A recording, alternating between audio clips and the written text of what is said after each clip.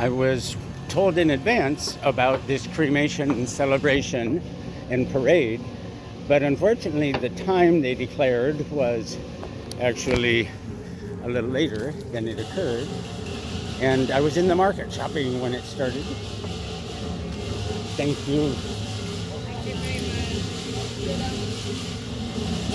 So I chased the parade, but then had to go back up the road through the entrance, pay for ticket, and now enter through this magical tunnel. But you can hear the celebration, the grand celebration that is going on. Nearby, hundreds of people, marvelous costumes, great respect and celebration.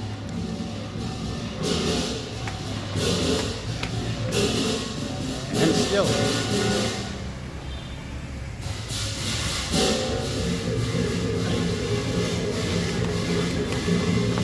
I only know a little of what this means for all of these people and the person who has passed, but my understanding is that the mourning has ended.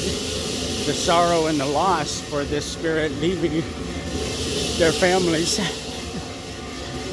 has been finished, and this will only be joyous celebration of the spirit that has passed here in the famed monkey forest.